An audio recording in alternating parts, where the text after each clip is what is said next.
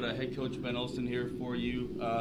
Ben, coming off a road win, coming back here at home against the Galaxy. How the team been preparing this week as you look to face Galaxy here? It's been a very good week as far as preparation. As preparation goes, team's in a good spot. Excited about the opportunity here. It's obviously a massive one for our group and for the club.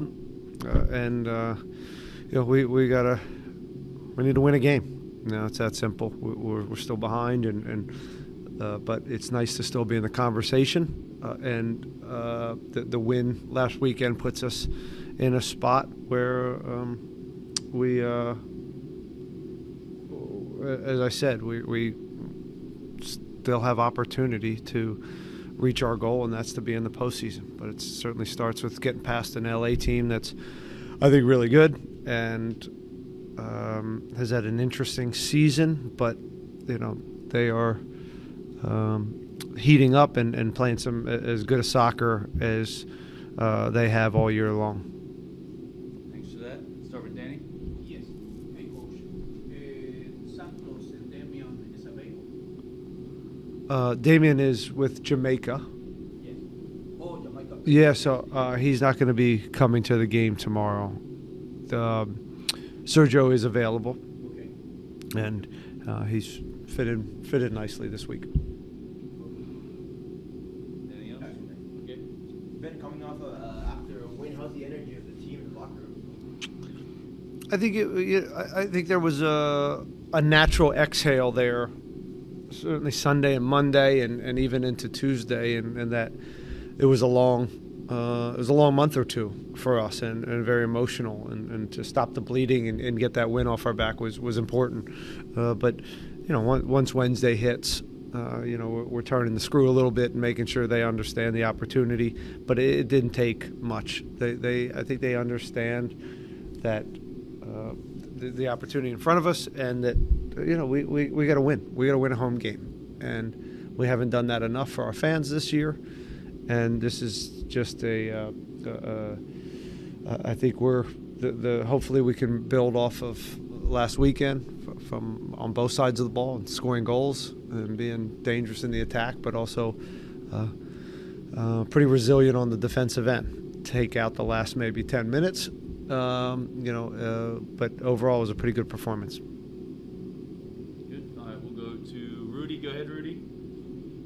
Hey, Coach. You mentioned a little bit about LA. Kind of looks to be a little deceiving, them sitting so low on the table, but getting something out of League Scope. But what's the biggest challenge you expect from Galaxy on Saturday?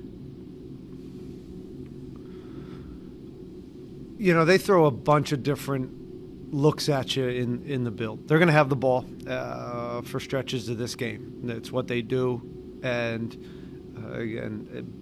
part of that is when you play certain teams, it's pretty well it's spelled out on how they're going to go about that in maybe one way or two, and how they want to go about getting into our end. There's a lot of flexibility with this group, a lot of savvy players, and they can, whether it's, again, drop six, coming wide, false nine at times. They just bring so many different looks at you. It's very hard to read how they're going to go about building the game into their attack, and where they're going to put their numbers, where their overloads are. And then, obviously, Paintsill is going on international duty, but Peck is as dangerous as any winger in this league. So identifying him and trying to slow him down is a big piece for any time you're playing LA Galaxy. But again, I think they're fun to watch. I think they're playing at a high level, and you saw it in Leagues Cup and how well they did there. So we've got some ideas on it, but it's problem solving in real time, and then we also have to take the game as well. We have to make sure we have the right amount of possessions and make sure we don't defend in the way that a lot of teams defend them, and that's for long stretches because they can wear you down. And then in and around the box, finishing attacks, they're clever. They got high IQ, and they're able to produce goals. I think somebody asked already about Sergio and Damien, but just not about availability for this weekend, but what are your expectations for them, and the impact that they can have this, final regular season games? Yeah, it's always a strange period to get these players with 6, 5 games when they're actually all said and done, to incorporate them, and how can they quickly get up to speed, and also be a part of really crucial games down the stretch. And they're having to make up for a long time.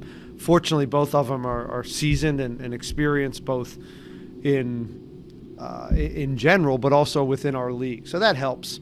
We don't have a guy from abroad trying to figure out the league and the travel. So that does help with kind of the transition for them to incorporate into the group. So we'll see.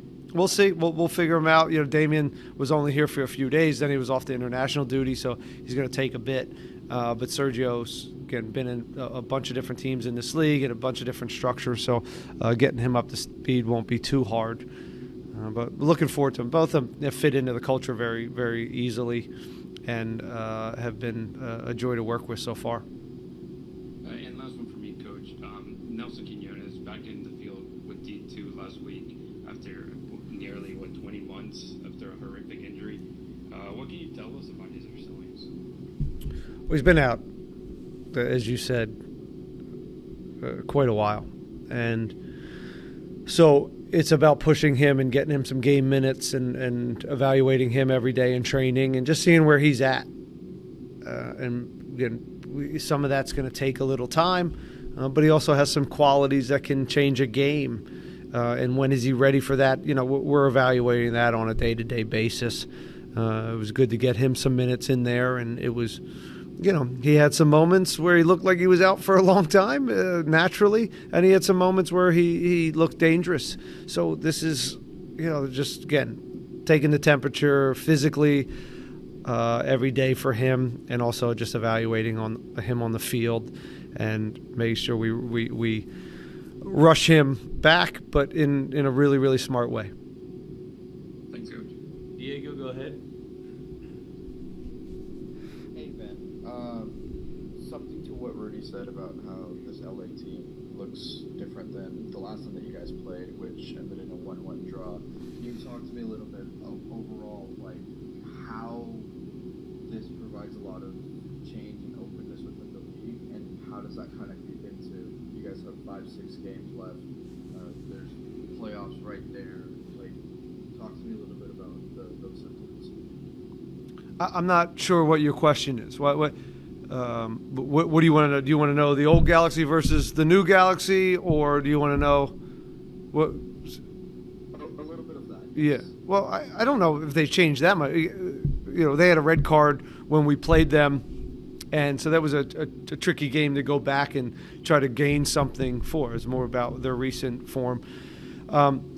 Listen, when you're in a season like they were or we are, where you feel like you're chasing the season, and you're having a lot of different personnel and injuries, and part of the trick, I guess, from my end, I won't speak for Greg, is finding the best group, right, and those partnerships around the field that is the best version of yourselves. And that, I think, has taken a long time for us this year to get to. I think we're pretty darn close at this point, but that's not a good thing to be saying in September. And I'm sure, again, I don't want to speak for Greg, but I'm sure he's had a little bit of that this year. Again, a lot of change, and one of the best players this league's ever seen, and Puy has been out. So, and again, they've had some key pieces gone that had also personality. So I don't know.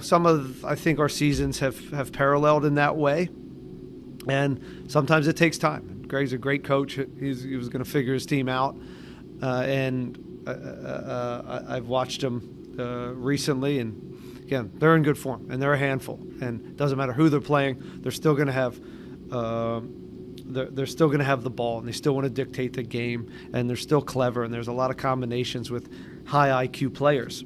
And as I said, if you close one window, they're smart enough to take the other window. And if you close that one, they have kind of a third option. And that's always a tricky team to go against in how you problem solve in real time. And so that's on the defensive end. On the other side, they've can you exploit some of their weaknesses? And they've certainly given up a lot of goals in the way we have.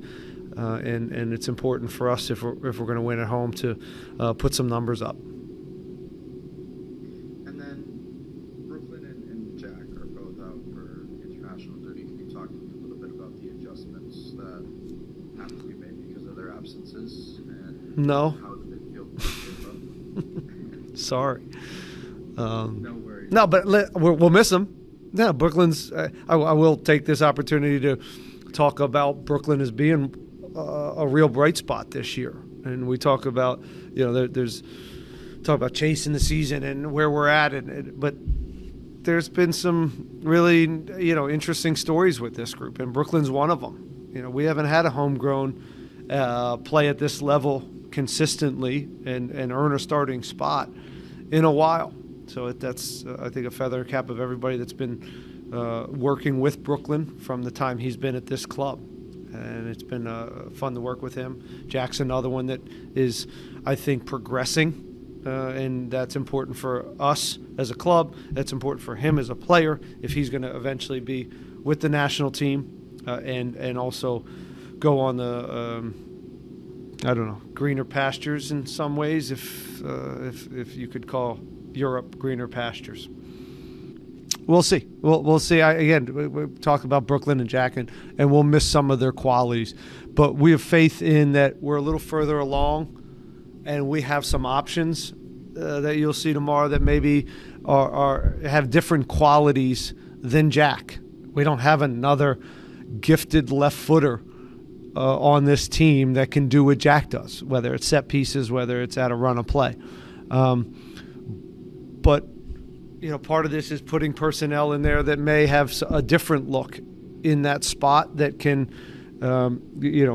help us in different areas, whether it's how we press, whether it's where they find the ball, or they higher up the field. All these things are different with different personnel, and how that works. The relationship with Griff over there is going to be different. That's all stuff that, we'll have to figure out.